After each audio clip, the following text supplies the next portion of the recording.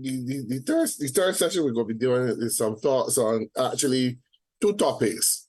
The thoughts on the government digital transformation program, and also the ease of doing business in Barbados, can go in digital health. Now, to give you a summary, the the Inter-American Development Bank gave Barbados $40 million to create to transform the economy from more paper-based economy to a digital economy. Now, what we want to do is that since we had the two topics this morning, is what are your thoughts on the actual transformation? Has it been satisfied to the public yet? Has it been one that you can see the transformation in terms of doing business in Barbados? Because one of the things that the project is supposed to do is expected to reduce the transactional costs related to the provision of services in the public sector, and also eliminated trips to do certain processes and so on. So digital ID is just one part of it, but also the whole thing is to have like the easy pay, the government portal for making payments for your driver's license, for your vehicle registration, so on. So what do you think are some of the thoughts on the actual area right now?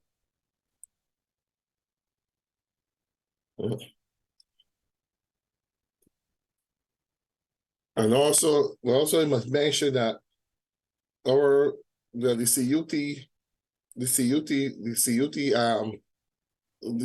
Caribbean Telecommunications Union, the Rodney Taylor, he was saying that also how can we also bridge the digital divide? Because there's always a talk about digital transformation in terms of government services, but also we also have to bridge that digital divide. And digital divide is basically ensuring that everybody has access to all the government services and that there's no discrimination due to not being able to access those particular products or services due to the lack of access to the digital arena. So what are some of the thoughts on it? I open the floor to any questions or any comments.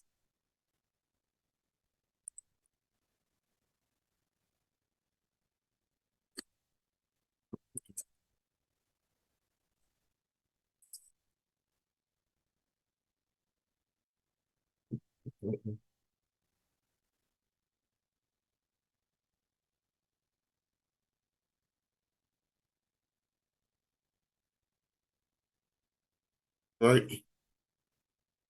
Any questions, comments, queries on the actual, what are your thoughts on the government digital transformation program?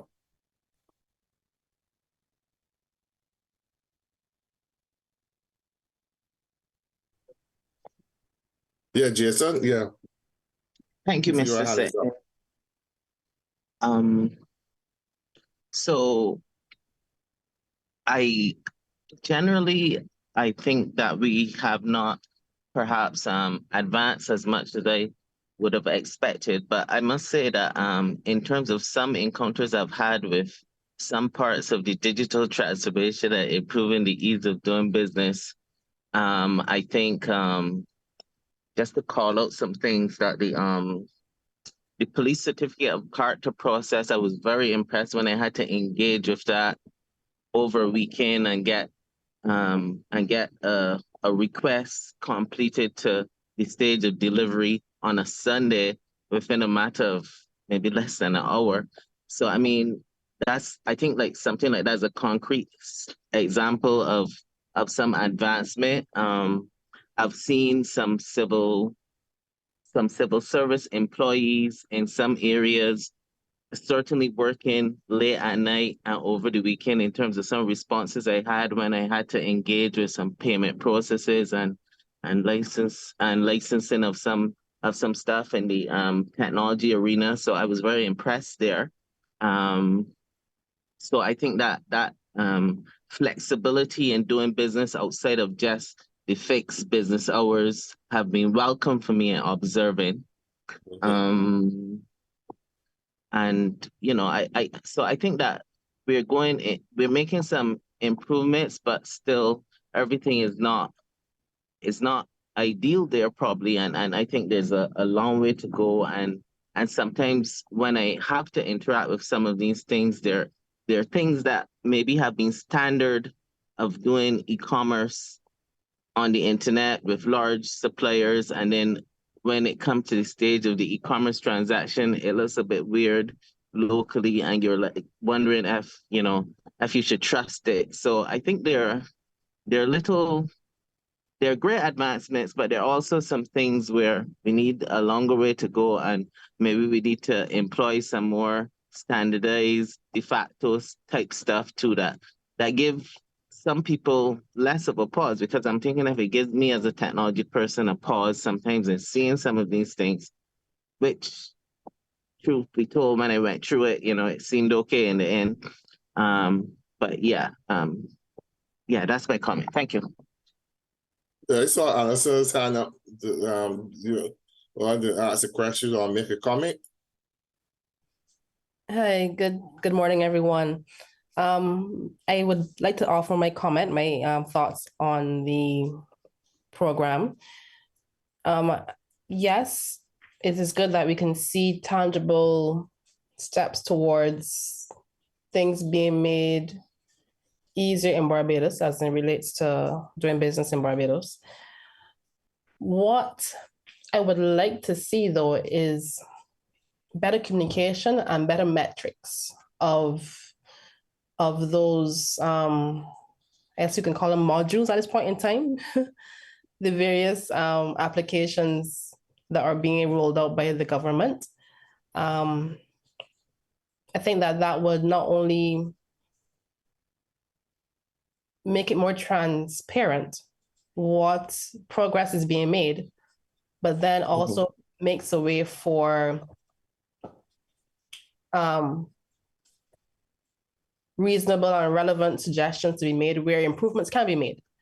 So I think that's the key point that I would like to see happening more, better communication of the success stories, and actually getting some requesting feedback from the citizens on how they think these products are working, and having some type of metrics system in place so that we can measure objectively progress of the program. Okay, so you want better metrics and better communications of the success stories. Let's see, Mr. Harper. You want to ask a question or make a comment on the topics? First of all, good morning, and it's great to see so many people attending. This is fantastic.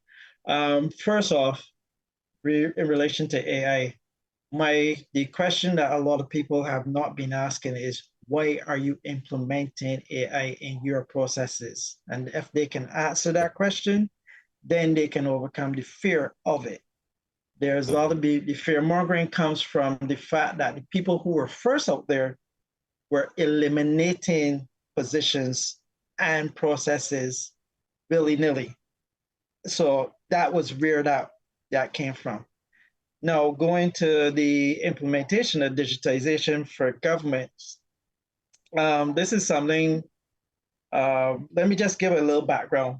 I was a consultant back in the 90s for BIDC in a small group, in different groups of sectors, where the biggest thing there was payment, the ability to pay across border. And that is when the legislation was enacted for the banks to take up the reins of doing things to ease payments for cross-border payments and within borders. As we know, that took 30 plus years, but here we are. The second thing is the digital transformation situation, in my point of view, lacked educational format for why this was to be done and what the benefits should have been.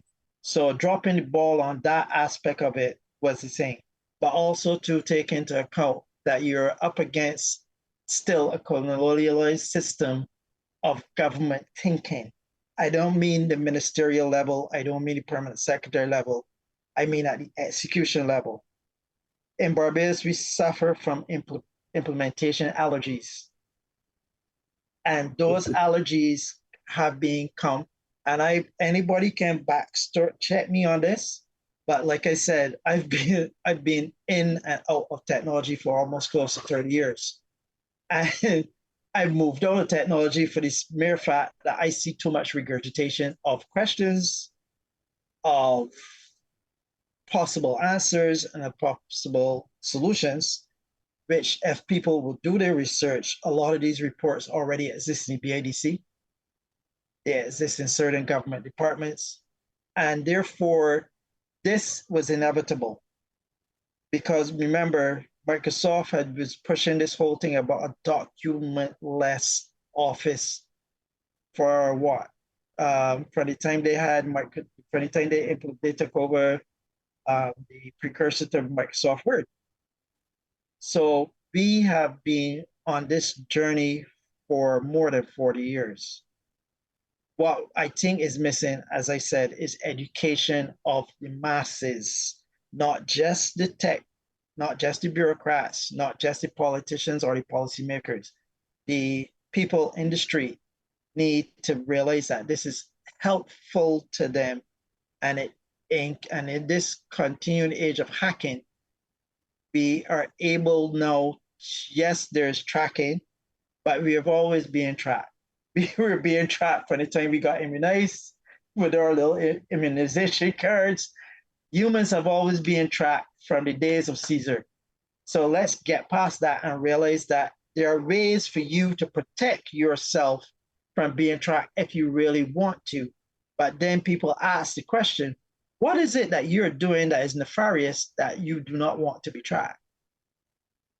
So in conclusion, the digital transformation program requires more education of the masses and don't let's go this trickle down theory. Trickle down does not work. We've seen it with Reaganomics.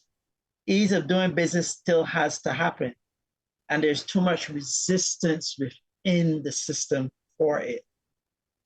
And people need to realize the benefits of being able to easily do a transaction frees up your time to do other things in your business or in your personal life that need attention.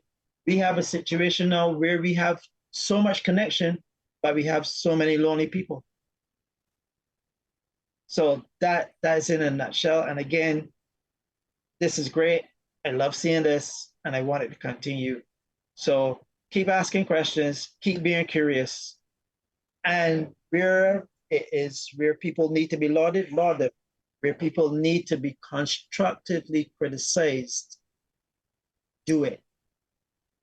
And forget that your friend might work there. But if your friend worked there, your friend already knows what your thoughts are on the department that they're working.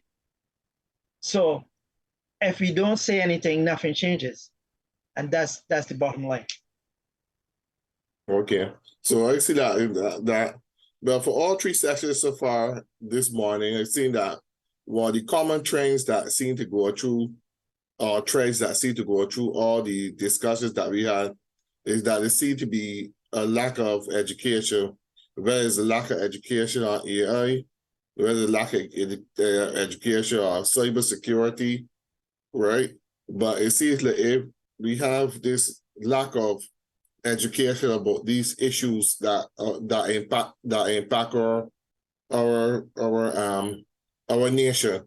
So what do you think, or what do you see that we can do to improve the educational process of for example, the lady that was the HR strategist for Cayman Islands, she was discussing the whole issue of, she had discussed the whole issue of of like even people being able to recognize keywords that are needed to put down your CV and to put down your forming or plan for a job.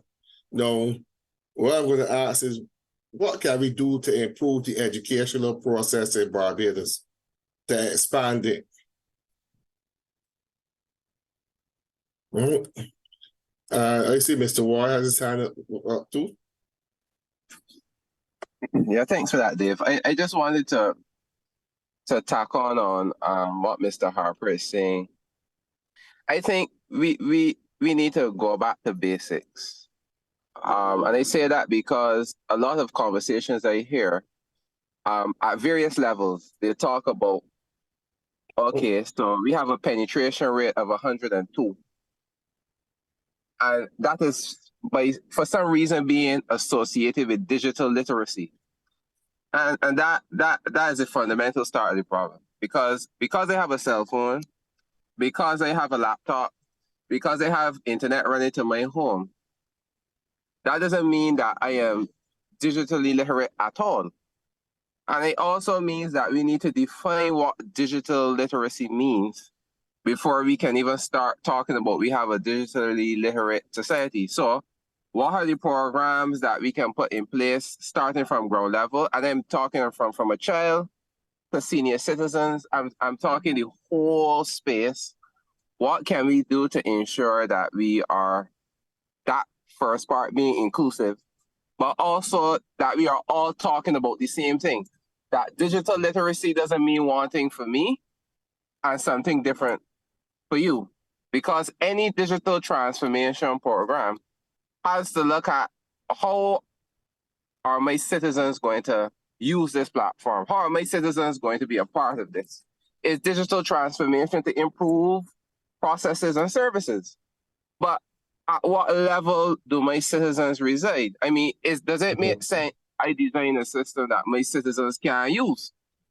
does that make sense? I mean, so I think from an educational point of view, it goes more than just training them how to use government tools and systems. But I think it starts from the grassroots level of basic digital literacy programs, courses that we need to start with to build them from the ground up. So I just wanted to add in that and make that contribution. Thanks. Yeah, okay. Thank you very much, Mr. Dr. Warren. Yeah, so any other thoughts or comments on it?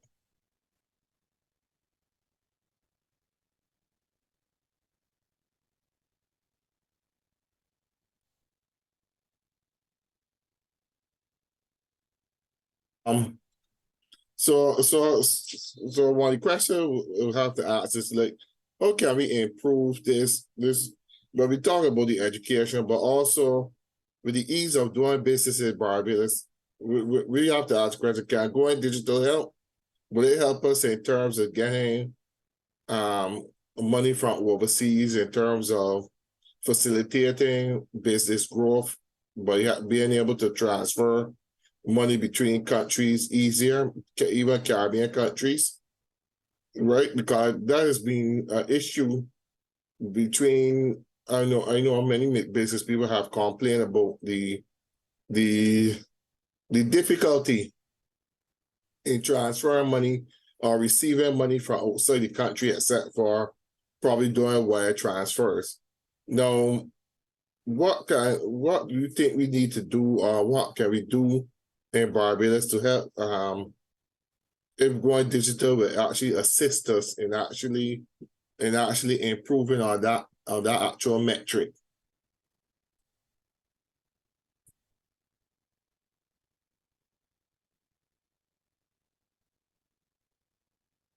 Can I just say something here quickly?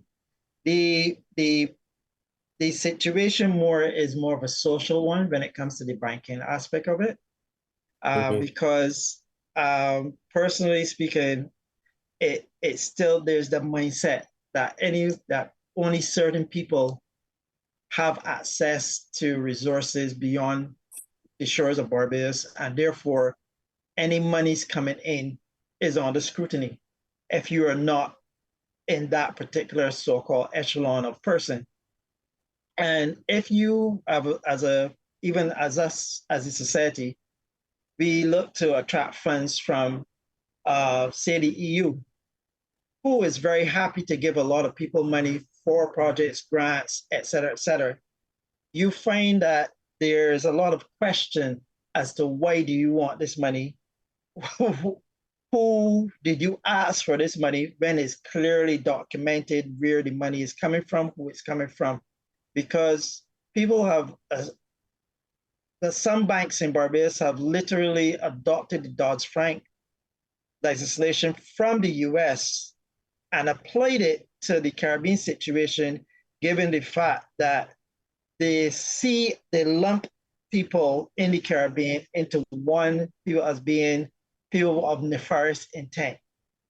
And therefore we are loosely regulated, when really and truly we are the most regulated. We have some of the strictest laws against people running scams, doing falsifications of offshore companies. The scrutiny is up there because I've worked for an offshore company, and the regulations that are in place for other people in comparison to local companies can be seen as being draconian, but yet those things were there to prevent actors who did not have the best interests of the economy, the people that they heard, or what they were doing in a global aspect here. So you need to ask the question, why are we still thinking that everyone has suspect reasons for getting money sent to them? Why is it that if a person gets money, that you have to make it feel as if they're doing something nefarious, when really the person may have just landed a contract with someone in Dubai, and instead of paying the person monthly, they said, look, we don't have time to go through this for our accounting purposes. We want to send you the full budget. The budget is $100,000. It is not your income, it's a budget. Your income is a fraction of that budget. And when you try to explain that to people here, it makes it sound as if you're trying to get away from your civic duties of paying taxes, when really truly, I can't pay taxes on a budget because it's a budget. It's for use for something else. I can show you, and people don't believe you because you are not, say, associated with a particular last name. Therefore, why are you having access to this kind of money? That is the mindset we need to change. If we want people to really progress, we need to stop looking at the haves and the have-nots and realize that there are people here who are already millionaires but don't let anybody know, because that is the situation of where they came from. So that's why I said it's societal. Where they came from and where they are, people still think that they are not deserving of it. We need to stop that. It's not easy, but nothing that is going to be great is going to be that easy. But we must start somewhere. And this colonial thinking needs to stop. Because if we really want to progress, we need some of these people who are doing IT-based services, creative-based services from Barbados and having foreign exchange sitting outside of the country. Because if they've tried to bring it in the amounts that the people who are paying them want to bring it in, then the unnecessary scrutiny begins. You have necessary scrutiny and you have unnecessary scrutiny. Which is it that we are trying to do? Yes, there are always going to be bad actors, but is everybody a bad actor because they come from a particular region of the Caribbean? The de-risking situation has shown you that. The de-risking situation from the banks was based on a farce. And that farce now has even caught, and the reason now that it's become such a big thing is because it's affecting government's ability to attract income from outside of their territories. So you do wanting to try to prevent nefarious activity, but at the same time, which shows to me you have not done the necessary due diligence across the board to get people to comply. So compliance has one thing, but it has one thing for one set of people and a different meaning for another set of people. We need to make that compliance as simple as you said, simple and across the board. But you know how it is. Many people hear simple, they think that is something that you can put holes in. And sometimes simple is so transparent that as somebody tries to do something, everybody recognizes it at the same time as being not a good thing to do. Because the process is simple and you're jumping through hoops to get something done, somebody's going to say, well, hey, hold on a minute. What you're doing is not right because it's easily recognizable. And that's the way I think it has to go, and it is going if we like it or not. Okay. It's understandable. One question that came in from the audience was who's actually involved with the digital transformation program in the Barbados government, and who are the project managers, and who are the person digitalizing the records. Now, there are two ministries that I'm aware of that are actually involved in the program, which is the Ministry of Innovation, Science, and Smart Technology, and also the Ministry of Finance, Economic Affairs, and Investments, right? But I'm not aware of who are the actual project managers or who are the persons actually digitalizing records. I don't know if a person could probably enlighten us on this. Anybody here?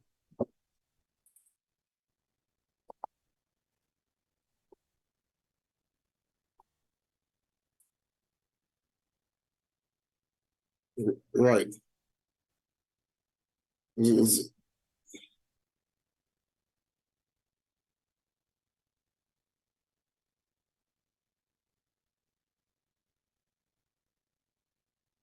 Right. So I don't say.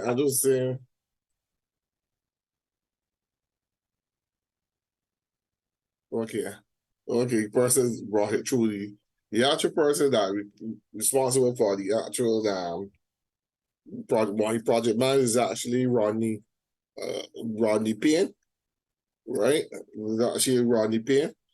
But I was saying I think the critical part is in terms of who's actually dealing with the digitalization of the records, because I just say we have a lot of things that are the process of digitalizing.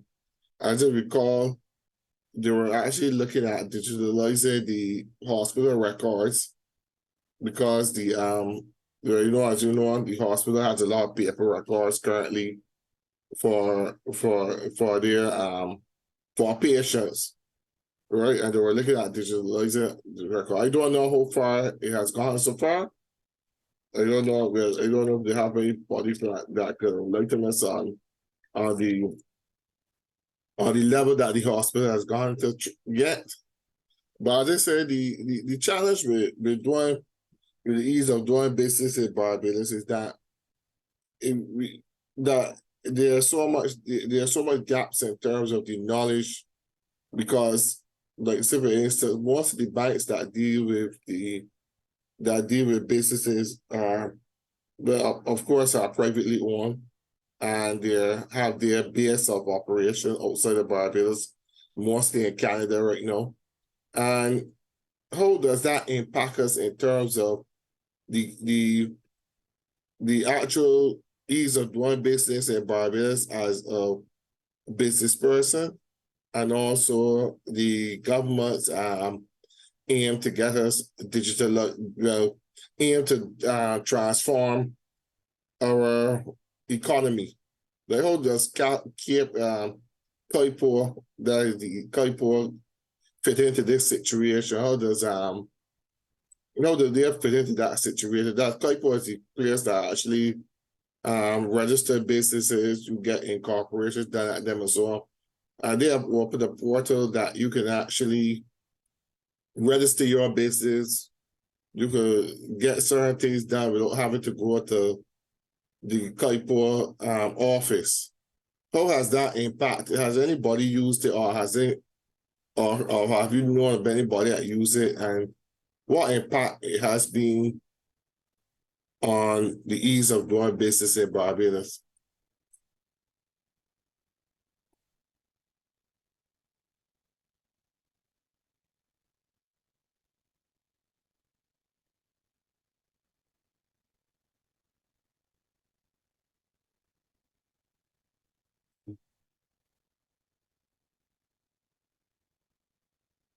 Mr. St. Hill? Oh, Jason, yeah. Well, they realize you Yes. have us. Sorry. So just a comment on the Kaipo thing. Unfortunately, I haven't actually used it myself. However, I did have the situation where someone that I knew of used it, and in attempting to use it to register a charity, it still seemed like it took a long time. But it was all digital, but it did still seem to take a long time and a lot of back and forth in that instance. Now, I'm not sure if that was a general problem or if that was just happened to be an unfortunate situation. But I recall knowing about that. And then the second part to that, now this is outside of Kaipo,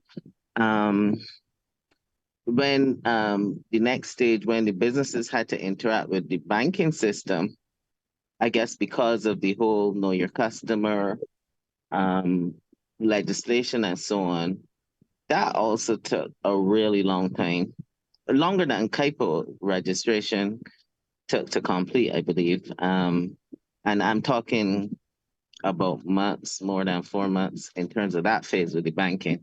So in terms of knowing of that experience of some part-time people setting up a charity, it was a process that probably took an excess of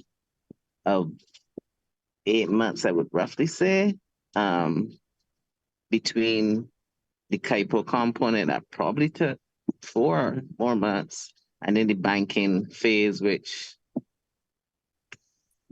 probably took 6 months or something like that. So, I mean, I didn't feel like in terms of getting feedback, not being the direct person in the process, but being someone that the person reported to within the charity grouping, that like if that was an easy way of doing business, and registering a business, and it was a hindrance in terms of being able to operate. I mean, that particular entity did start to operate, but without all the legal papers and all the banking facilities, it was obviously difficult to do it in the most efficient manner. So thanks.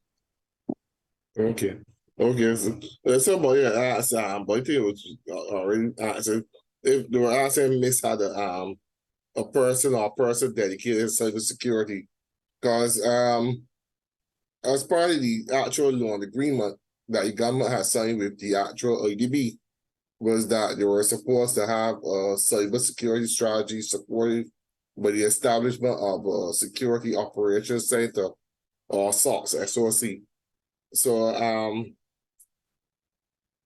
so anybody has any information or any knowledge of the actual, if there's actually this, or this is a cyber working group that advises, cybersecurity working group that advises government, right? So the thing that the interesting question will be, like, who are actually involved in the actual workings of the cybersecurity group, and like what metrics they use to determine the level of cybersecurity posture that Barbados has.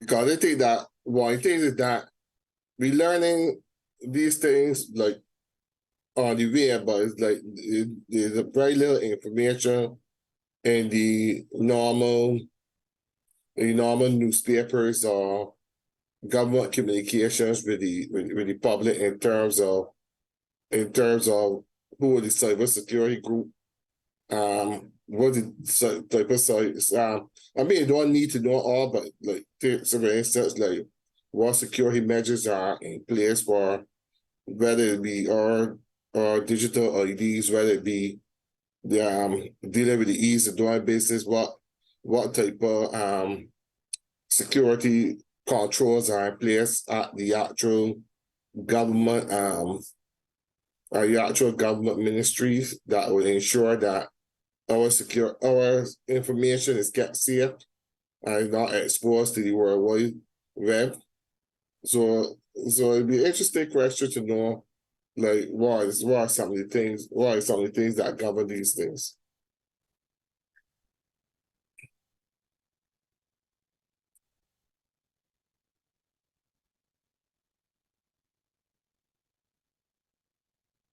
Right. So in summary, but the main question that we keep going back to is that can going digital in Barbados help and assist in transforming this economy into an economy that will be competitive with different countries in the world? Because you have to remember, at the end of the day, Barbados is not an island by itself. We have to import products, we have to export products, we have to make money in order to provide and facilitate services inside Barbados. So what I'm gonna pose to you all is, do you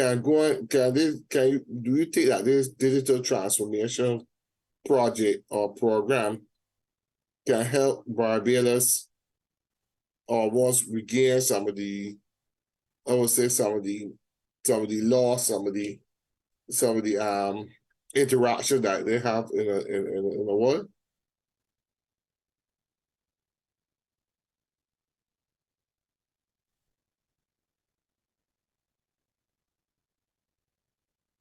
Because that is a very important question that we need to address.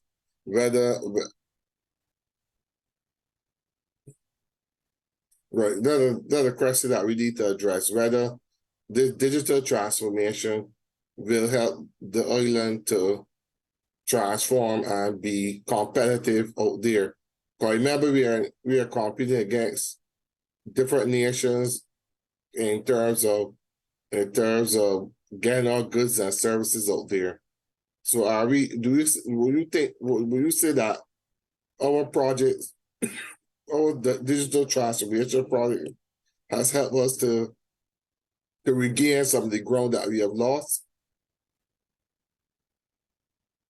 So one body say yes. So yeah, Rodney. Yes, Rodney. Hi, good morning, everyone. Yeah. Good morning, Rodney. Yeah, I used to be involved, of course, as you know, and missed. I was very much involved in the digital transformation project. Jason himself, I believe, gave an example of the police certificate of character. Excuse the dog there.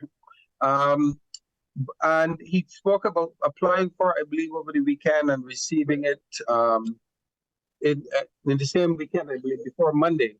That is a process that before it could have taken weeks or even months because it involved having to present yourself at the police. And these police certificate characters are very critical for certain jobs that you're working in security, if you're applying overseas cruise ships. And in fact, there are some other countries in the Caribbean that during the pandemic could not issue police certificates of character, and therefore people could not get employment. The other things like driver's license, which have been placed online, in fact, is now been, you can actually have it delivered. I don't know if it's still in place, but you can apply to have your driver's license renewed and it will be delivered. You can also pay to have it delivered to your house or to your office. There are other things like liquor licenses that have been digitized, things that took months that are now taking days. And I think the objective of the government, even though I'm not speaking on their behalf, is to digitalize as many of those services as possible. And that will definitely improve the ease of doing business because, of course, being able to apply online, pay online, and receive your credentials online cuts down significantly on the time that it takes. There are other things, the incorporation of businesses you can do. You can register a business I don't think you can fully incorporate it because that still requires some, I believe it requires a lawyer to actually take you through the full steps of incorporation, but registering to do business and opening a bank account, that you can do. In fact, even now you can open a bank account. I don't want to single out Sagicor, but Sagicor has launched a digital bank, so you can fully onboard yourself. In fact, I signed up for one outside of Barbados, actually. So I think we're making significant progress, but we obviously can't see it in a vacuum. I shared a link there with the cybersecurity ranking, for example. So even though steps have been taken to improve the cybersecurity posture, you'll see that we still have a long way to go. And the same for the other services as well. So because there was a time when we were pretty much stagnant, as it were, not really making a lot of progress. But with the focus on creating a ministry with a national mandate to digitize, to drive the digital transformation program, I think a lot, and with the support of the loan from the Inter-American Development Bank, there's a lot more things. So mistakes have been made, yes, even with things on the digital identity and so on, but you can see that progress is being made, and it will take some time before we fully see that reflected in the ease of doing business ranking, because there is a global rank and we need to track that and see how we are doing with respect to that. Thank you. Thank you, Rodney. Thank you, Rodney, for that information. Jason, you had your hand up just now. Yes, thank you. I was just thinking that in terms of some of these questions in terms of digital transformation and ease of doing business, I think that some of our local associations, such as the Internet Society, such as the other ones that I know of in the landscape, and I don't know if my information is dated, but BIPA, Barbados ICT Professionals Association, and ISSA, Barbados Chapter for Information System Security Association, Barbados Chapter, that in terms of the things that fall within our wheelhouse, those associations' wheelhouse, there should be more advocacy and engagement in terms of trying to extract some of the information and metrics that we might like to have to come to this forum, or